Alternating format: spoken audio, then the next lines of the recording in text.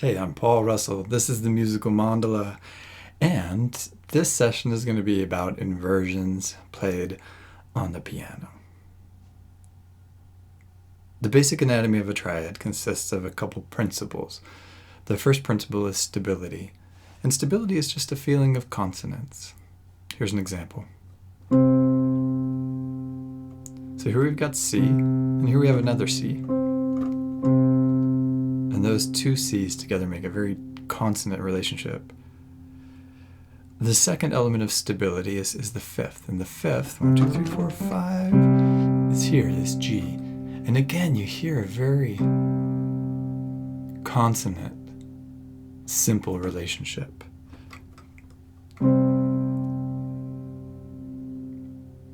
So the root and the fifth, and any other root, any other fifth, come together to make the principle of stability. And once we've established stability, we can introduce polarity. And polarity is what gives us a feeling of it being major or of it being minor. Here's an example of a major feeling added.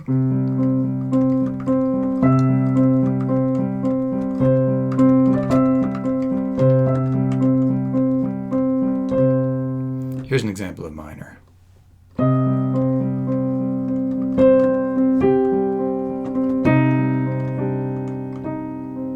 To major.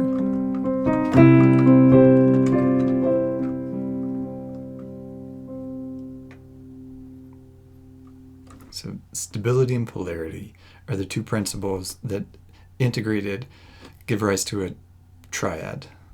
The root and the fifth, and then the third, to color it. Now, the fundamental tone is this C, followed by the fifth, and finally the third. Another way to say that is the most stable tone of the triad is the root, next most stable is the fifth, and the third, although stable relative to the key, is the most unstable element of the chord. And the way we're really going to bring that into our ears and our experience is through putting each one of these three tones of the triad in the bass. So here's our C triad, and we'll put a C in the bass.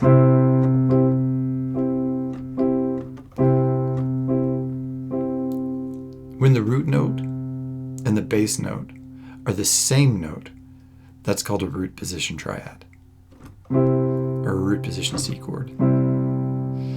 And just to clarify, a triad could have 7 tones, like 1, 2, 3, 4, 5, 6, 7. But there are 3 unique pitch classes represented in these 7 tones. Like, that's a C. There's 3 Cs. There's a couple of E's, a couple of G's. But in essence, there's a C, a G, and an E. It's a C chord. So when I say 3 tones, even though you see 7 sounded, that's what I mean, 3 tones. C, G, and E. So here again, my triad, and in the bass, the same note that's in the root. Now let's, for the starkest contrast, put the third in the bass. It's still a C chord, but now it's a C chord with the third of the chord in the bass, making the least stable element, or the least stable voicing of this triad. And listen to what happens when we go from C over E, also called the first inversion, to C. I'll do it a few times.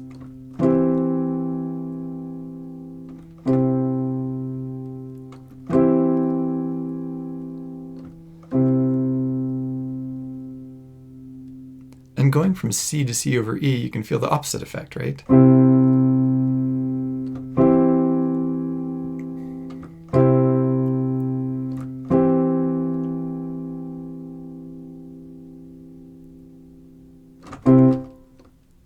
Now C over G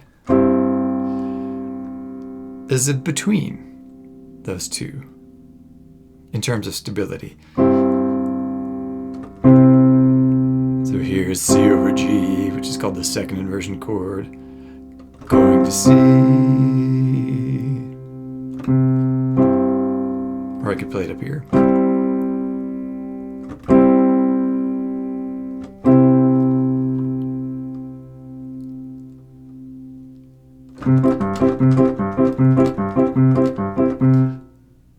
That's just the C chord played in root position in the second inversion, alternately.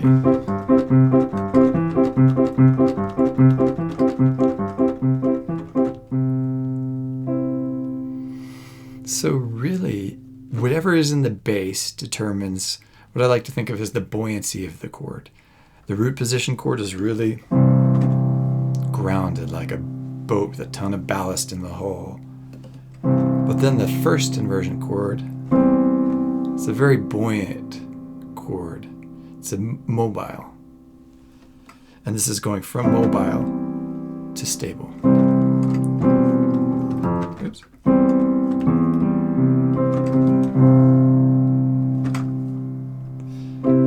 Stable,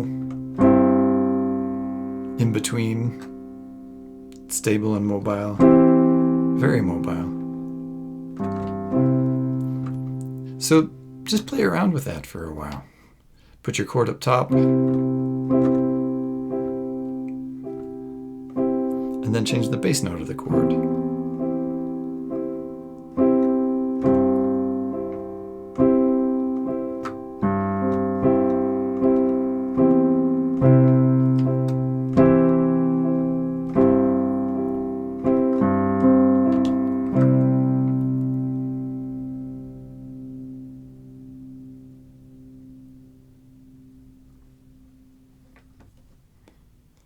So in the beginning, we just think that's a chord.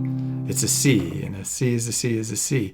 But there are so many possibilities within a C. And one of the first ways of opening the doors of a chord is to learn its inversions and the degrees of mobility or buoyancy that you can express with your chord voicing. Okay, have fun exploring.